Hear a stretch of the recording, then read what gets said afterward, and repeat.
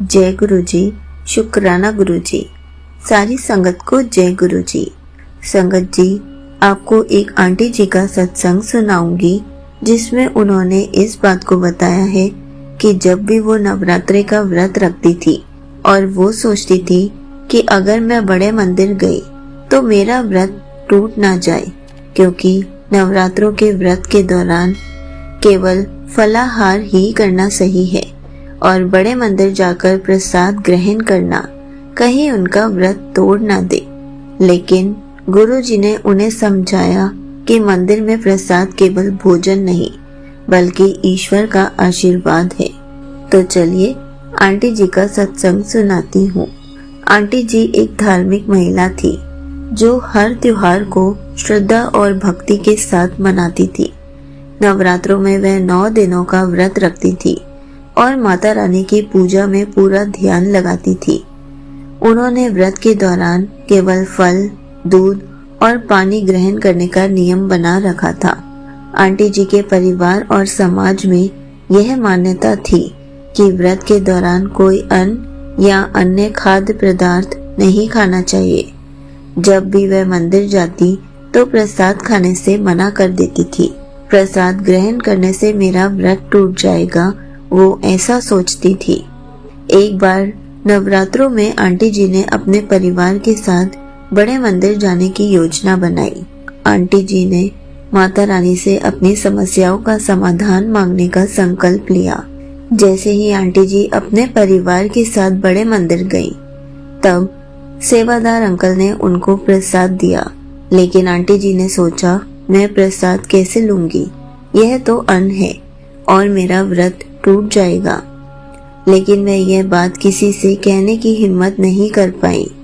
उन्होंने मन ही मन गुरुजी से कहा, गुरुजी, मेरा तो नवरात्रों का व्रत चल रहा है, मैं ये प्रसाद कैसे खा सकती हूँ। जैसे ही आंटी जी प्रसाद खाने के लिए बैठी तो साथ में बैठी आंटी जी ने कहा कि बेटा, प्रसाद केवल भोजन नहीं है, यह गुरु जी की शक्ति और आशीर्वाद है। इसे ग्रहण करने से आपका व्रत नहीं टूटेगा। आप निसंकोच होकर यह प्रसाद खा सकते हैं। ऐसा सुनकर आंटी जी का मन बहुत शांत और प्रसन्न हो गया। उन्हें ऐसे लगा जैसे गुरु जी ने उन्हें खुद जवाब भेजा है। प्रसाद खाने के बाद उनकी श्रद्धा और गहरी हो गई। आंटी ने परिवार को बताया कि उन्होंने व्रत के दौरान बड़े मंदिर का प्रसाद ग्रहण किया तो उनके घर वाले भी चौंक गए। उनकी सास ने कहा, यह तो व्रत के नियमों का उल्लंघन है, तुझे ऐसा नहीं करना चाहिए था।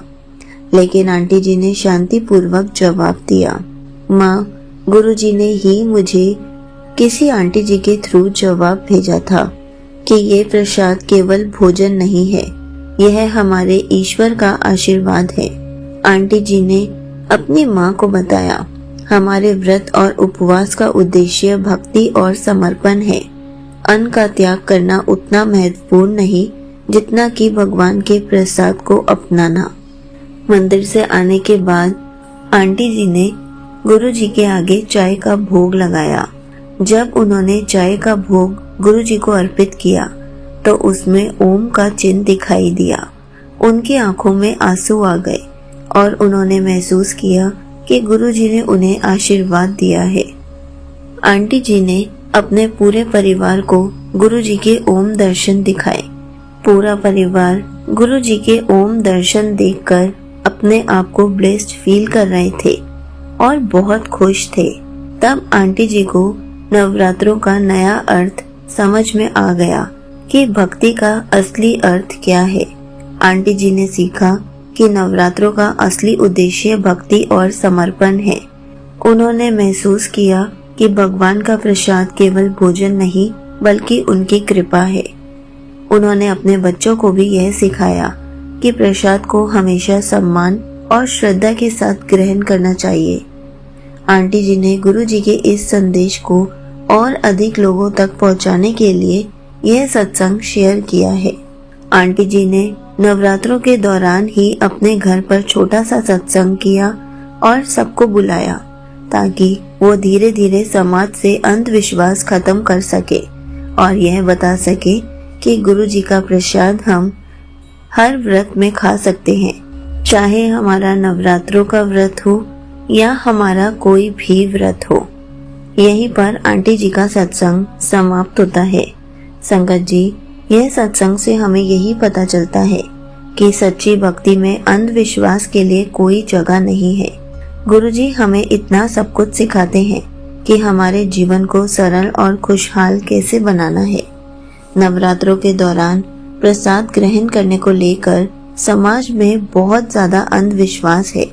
गुरुजी हमें ऐसे सत्संग तभी सुनाते हैं कि हमारे डाउट्स क्लियर हो सके, ताकि हमें ईश्वर का आशीर्वाद मिल सके।